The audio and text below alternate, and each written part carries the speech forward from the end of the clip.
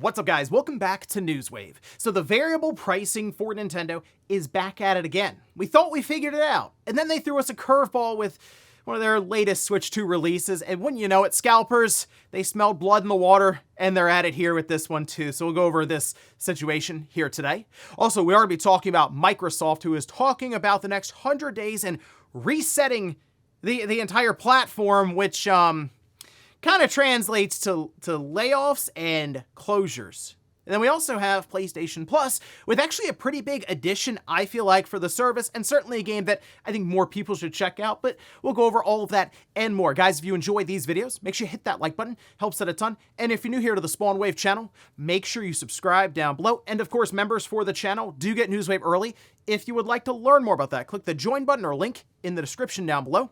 And we're going to start today with Matt Booty, yes, and Elder Scrolls 6, as he was asked by Variety, what's going on with this game? Like, they talk about how they asked Todd Howard, and he's kind of doing the thing where he's like, well, I don't know what to tell you guys, all right? They're working on it. Well, Matt Booty did at least have something here to say on the game's, I guess we can call it 8-year anniversary, since it was officially revealed back June 2018. Yes, it's been that long since just the initial reveal, and we can see this. And this is again over on Variety with an interview here where he says, "So I can tell you, having visited Bethesda and sat down with Todd and seen Elder Scrolls playing, it looks amazing and it's coming along well. And we'll make sure to announce it and really reveal it at the right time." Of course, it's technically already been revealed, but to me, you really can't say much more about this game until it's like actually ready to start up. I'd say even its marketing push. Like, I think the next time we should see Elder Scrolls 6, it's going to be within like a year from that re-reveal of it. There's still a lot of questions around how are they going to handle exclusivity? Is that going to be an Elder Scrolls 6 thing, or is that still going to be a multi-platform game? It's really difficult to tell at this stage because right now, we just need to see the game again. Also, we got some gameplay trailers from Microsoft after this Xbox Game Showcase took place for two different games. One we're going to go over here, another one later on in the show. But this one, as you can see, Halo Campaign Evolved. They actually had quite a bit to say about this, but I mean, obviously the thing that's going to speak the loudest is just seeing the game demonstrated here and played. And they put out a 28-minute gameplay demo. And I gotta say, the more I'm seeing about this game, I actually think the better it looks. Okay, there are some caveats here. There's gonna be more than 40 skulls for you to find as you play through the single player or multiplayer, of course, campaign here. And they'll have different modifiers that you can toggle on or off. So there's many, many different ways you can play through the game. And they did say, yes, Grunt Birthday Party is in here. So any headshots you pop there for the grunts, they'll just explode in confetti. But one more controversial modifier is the third-person mode. Yes, now they've already played around with it 343 with Halo Infinite, but it looks absolutely disgusting for Halo. No, it's just a modifier. It's an option. And yes, there are many people who prefer third person over first person. I'm an old Halo guy, so I always see Halo as a first person shooter outright. But at least it's there for someone who's like, you know what? I'm on PlayStation, I'm gonna play third person now. It's still, I think, them just making it, at this point, more accessible and interesting to as many people as possible for a brand like Halo. They kind of need that right now, so just more weird and zany ways to play Halo, like, in third person. Oh, and here's something fun. Spyro: A Realm Beyond. Big reveal, of course, where Microsoft showcase, and something interesting is happening with the trailer itself. You can see over on YouTube right now, it has more than 12 million views. In fact, when I checked it earlier in the day yesterday, it was like 10 million views. So it's just piling up viewership. But if you look at the likes and dislikes, it doesn't really, like, the ratio doesn't really make sense with the views. And I put out like a message kind of half joking, like, oh, I guess people really did want Spyro. It does seem like, yes, they're pushing it through like YouTube ads or what have you. But hey, look, they're just trying to get Spyro in front of as many people as possible. And if nothing else, I guess this is like the most viewed trailer from the last week or so. I mean, I was looking around, I think like God of War Lafe is almost 7 million views or something. That seems a little more organic though, based on the likes and dislikes. But hey, there you go. Spyro the Dragon is back in a big way here. More than 12 million views and counting. And guys, with some of the quick news out of the way, let's get into the bigger stuff. Let's start right away with Nintendo and their variable pricing that Doug Bowser introduced the term on the build up to the Switch 2's release because Mario Kart World was $80 and everyone was pretty confused. And then the game came out and everyone was still very confused as to why it was $80. But since then, we've kind of just been hanging out and seeing, okay, there's a $60 game, there's a $70 game. Here comes Drag X Drive, for anyone who remembers it, as like a $20 game. Okay, there, I see the variable pricing. Then the physical and digital shift happened where, okay, a digital game appears to be cheaper than the physical game. And at least that's Nintendo and how they explained it multiple times. So we figured, okay, then we're gonna see $70 games physical and $60 games digital. And it was kind of lining up like that. I mean, Star Fox has followed a similar path where the physical and digital split, it's all less than $70, and that makes sense. Like, hey, it looks like the digital copy being just cheaper outright. And we see the same thing with Yoshi. But then we get the curveball with Fire Emblem. And if you look over on Nintendo's website, it's coming in physically at $80. That's right. Fire Emblem Fortune's Weave is officially Nintendo's second $80 game. And I'm not necessarily like referring to, let's say you get a game that comes out, but then there's also a piece of DLC on top, or an expansion pack that they bundle in, or the Switch 2 edition thing that then pushes it to 80. No, this is just outright sticker price, $80 for the Switch 2 copy of Fire Emblem Fortune's Weave. Now, if you look at digital, it's $70, and this completely, to me, sort of shifts the way I'm looking at their variable physical digital pricing, because originally I thought, oh, well, Fire Emblem's gonna be 70 physical and 60 digital. We've actually gone over that in the different podcasts and stuff, and when I was seeing things like Star Fox, I said, okay, yeah, maybe that is the case. No, not anymore. So now I'm thinking, okay, let's flip to the opposite side.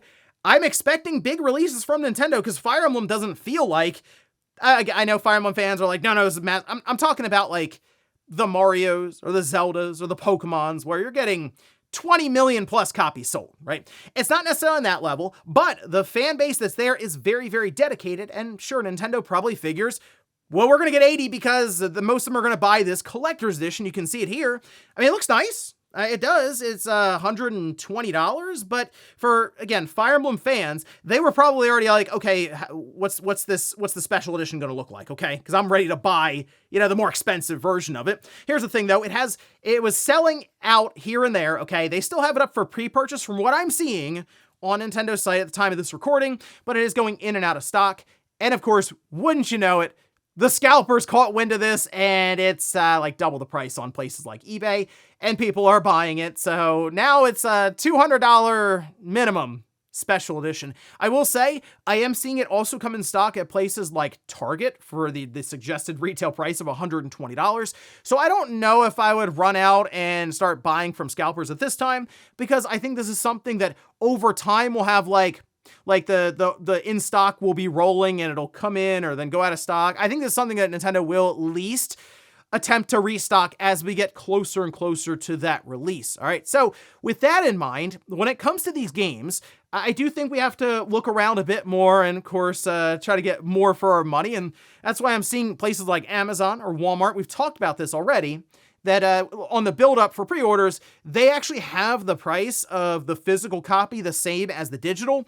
But then it seems like after release, it goes back to the typical physical price. So Fire Emblem right now, if you look on Amazon, it's $70 physically, okay? What I've done here is I've set up a link that I'm just gonna start dropping things in there with different deals, and I'll have it down below in the description. It is an affiliate link, so it also supports the channel, but the prices they're all still kind of the same, and it's like a couple percent that Amazon gives us, but I will work to have different deals in place there just going forward, because gaming is getting very expensive. And if I can find deals where things are actually like legitimately cheap, why not at least alert people to it? I know it's still a $70 game, but at least physically all in the cartridge, Fire Emblem, that's kind of what we were thinking it would be anyway. So here, the physical copy pre-order on Amazon, or you can check out places like Walmart. And yeah, for special edition, hang tight. I really do think we're going to see more of those be at least brought in stock, and probably shouldn't go throwing $100 or $200 to $250 to scalpers who are all over eBay with these things. Next up, let's talk about Microsoft, because they had a pretty good showing, as we've already talked about, for their Xbox Game Showcase. And there was a lot of stuff being said after that showcase in different interviews with Matt Booty and Asha Sharma making the rounds. But then something happened yesterday where Bloomberg got word of a memo that was being circulated within Xbox, and we can see this. This is from Jason Schreier over on Bloomberg, saying Microsoft's Xbox division is planning major job cuts next month as new Chief Executive Officer Asha Sharma overhauls the video game unit to stem declining revenue. The layoffs, the exact scale of which is not yet clear, are expected shortly after the close of Microsoft's fiscal year on June 30th. And that's typically what we see. A new fiscal year starts up. Layoffs, job cuts, any of that stuff is then made and setting up then their following fiscal year. They'll say Xbox is planning to significantly slash budgets for marketing and some other areas of the business. Okay, so after this story broke, Asha Sharma came out and just said, you know what, we're just dropping that memo on the Microsoft website. And then she just linked to it, and she's pretty transparent with some of this stuff, like shockingly so at times. So we'll take a look at some of the excerpts here. I'll have all this also linked down below if you want to read through the entire memo that she dropped online. But we'll start with this, where she has this titled Next 100 Days Xbox Reset, saying we will end this fiscal year at about a 3% accountability margin down year over year. Now, accountability margin is the term that Microsoft uses for basically profit margin. Like, how much money is this division making? 3%. That's something, all right. Saying excluding Activision Blizzard King, over the past 5 years, we have spent over $20 billion on outgoing investments in our content platform and hardware subsidy, but our annual revenue has declined nearly $500 million during that time. Going forward, this cannot continue. I mean, if you bring in Activision Blizzard, we know how much that costs them, $70 billion. But removing that, which is the obvious, like the massive outlier, they've still moved around $20 billion to try to make this work, and they are putting a lot of money out if their accountability margin is only 3%, because I believe Microsoft still overall makes like $18 or $19 billion a year, so the costs are super high for them in this division. She goes on to say, when I joined as CEO in February, the price we paid for console storage components was over 2 times as high as we paid last fall. These costs have since doubled again, and as we plan for the 2027 holiday season, we expect another significant increase, taking us over 5 times the prices we paid only 2 years earlier. It's important to note when she mentions the holiday 2027 season, since that's when we believe they're going to be launching this Project Helix. We're still trying to figure out what Project Helix exactly stands for, but we know that there is some kind of hardware, this Xbox Magnus, that is in development that would go alongside of Project Helix, and that becomes problematic when rumors are flying around that it's 30 to 40 gigabytes of onboard system RAM. Yeah, that's kind of an issue. Then you think about the SSD and other components that DRAM shortages have affected. That's going to be very, very tough to introduce that as a $1,000 or less device. We're thinking, again, more along the lines of $1,200 to $1,500. How do you sell that? She says, though, going forward, we'll evolve and rebuild our stack and look at capabilities across all of Xbox and potential M&A. Mergers and acquisitions to help us win in hardware, PC, mobile, and streaming. For some of you, these realities will be surprising and even frustrating to discover. We won't succeed by hiding hard truths, nor will we succeed by doing the same thing and expecting different results. So to me, that sounds like people are probably getting laid off, like as Bloomberg mentions, like significant job cuts there for cost savings, or as they say, restructuring, moving around exactly where they have their resources with their workforce. But The Verge is also talking about the idea of a somewhat significant studio closure, and I would assume that they are probably, that being Microsoft, probably looking at different studios within their Xbox division and trying to figure out what they can cut, like just outright. They have a lot of studios. I'll at least give them that, and as we see during their Xbox Game Showcase, they're announcing a lot of games. Now, I have concerns right now with Blade. I hope that is something that makes it through, because I'm genuinely curious what Arcane can come up with, but at this point, who knows? I mean, Double Fine has, they've made some games that I don't think exactly is moving the needle when it comes to Game Pass subscriptions or sales, even though they make genuinely interesting and unique projects. But I also wonder if maybe they're not that expensive, so we can get away with that. That's the thing. It's definitely up to guesswork right now. It's really hard to say what they are about to do, but we'll certainly stay tuned here as we head towards the end of their fiscal year, June 30th, because when we get into July, something tells me Jason Schreier is going to have a lot to write about. Next up, let's talk about PlayStation Plus Extra and Premium, as there's a bit of a surprise here for their headline title. We can see this. Now, this will be for June, of course, so they say there's going to be varying degrees of release dates for these different games, and it'll kind of be based on different regions. It says the full lineup will be available to play on June 16th in all other regions. That's excluding US, UK, and Japan, where it seems like they have different release timings here. So we'll start with the banner game, Final Fantasy 16. That is a good one. Now, I forgot, and I looked this up. I was like, oh, wow, it really has been about 3 years since Final Fantasy 16 came out. But I actually enjoyed my time with it, and I'd certainly recommend it here. If you have PlayStation Plus Extra, it's like, yeah, I think you should give this a download and see what you think on this one. But this does say it will be available globally June 16th. And then we go right into Sonic Cross Shadow Generations on the PS5 and the PS4. It actually says it will be available today, June 10th in the US and UK, and June 11th in Japan. We then have Kingdom Come Deliverance, that's on PS5 and PS4. It says that Kingdom Come Deliverance will be available June 23rd in the US, the UK, and Japan. Interesting that these dates are kind of like scattered depending on regions. Okay, Life is Strange Double Exposure on the PS5. Same deal there, June 23rd, US, UK, and Japan.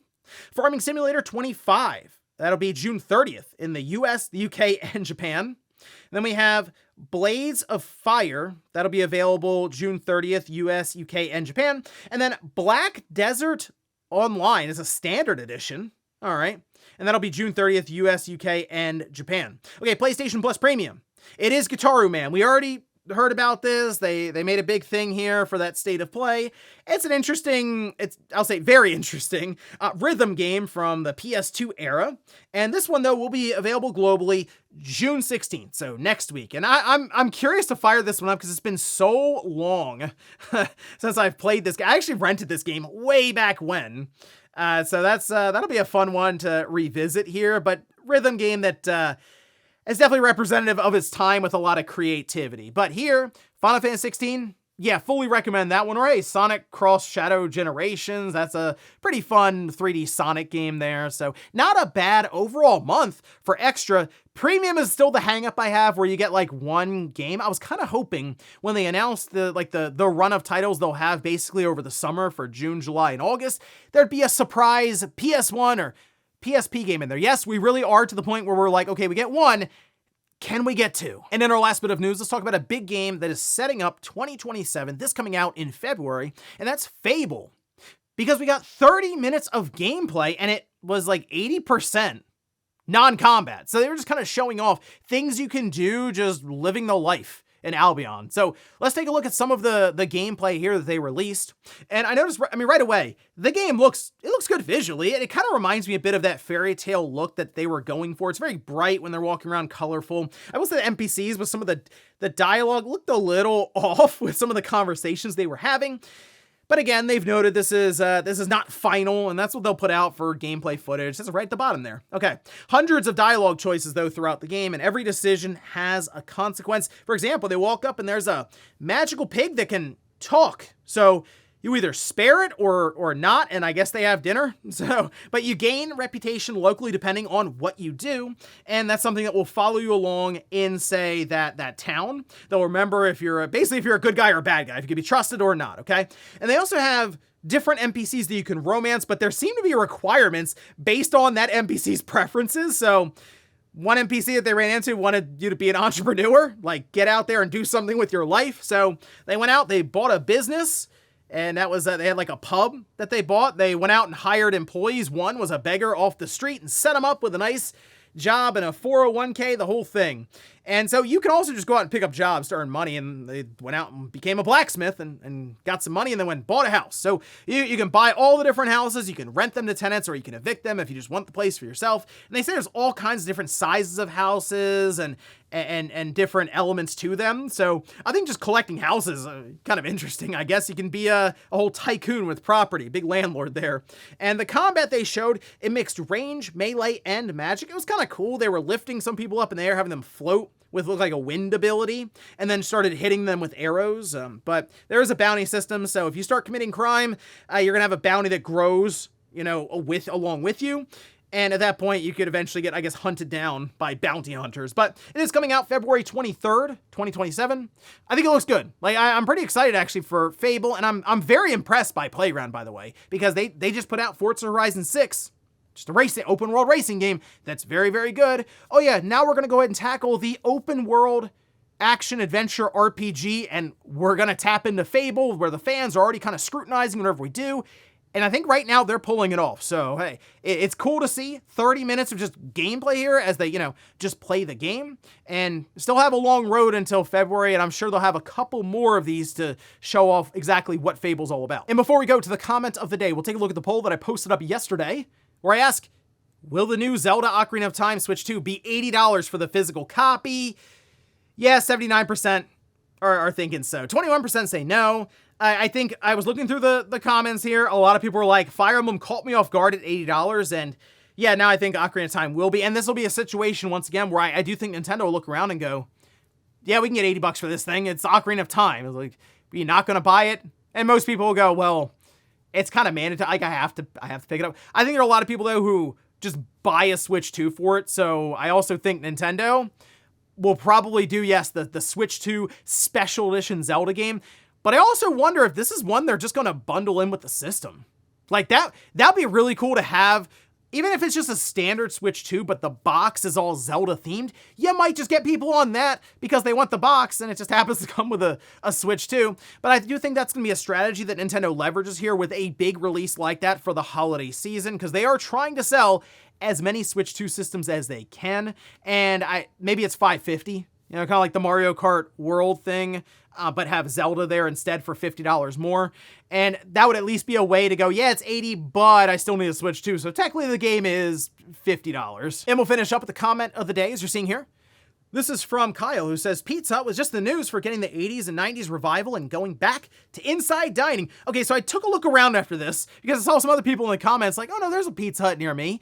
There's still a couple of Pizza Huts near me, but they're 20 or 30 minutes away. And you can go on Google and see the images. Like, they'll take pictures, I guess, of the restaurant inside dining and put them up online. And it's quite sad looking. Like, it's just, back in the day, and I feel like in the 90s, the world was just way more colorful. I don't know if this is me, but I just remember Pizza Hut had that almost that warm atmosphere to it, in that everything was kind of like burgundy and yellow and wood grain. And that's just kind of how I think of the interior of Pizza Hut. And do they have the pizza buffet anymore? Because that was a big deal back then. They had like a salad bar, but then they had, I don't know, 15 different pizzas lined up, and you just walked up and grabbed some slices and went back to the table. I don't know if that's still a thing, because my Pizza Hut's gone, but that was like a moment in time. So, I mean, if they can revive it, I don't know, I might go out and try it if they actually make or pull that off, but they kind of have to reopen a Pizza Hut around here, because I don't know if I'm necessarily going to drive like 30 or 40 minutes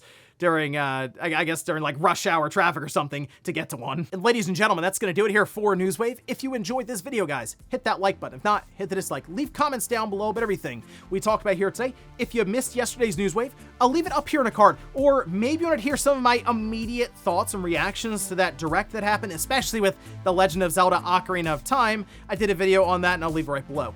Thanks, guys, for watching, and I'll see you next time.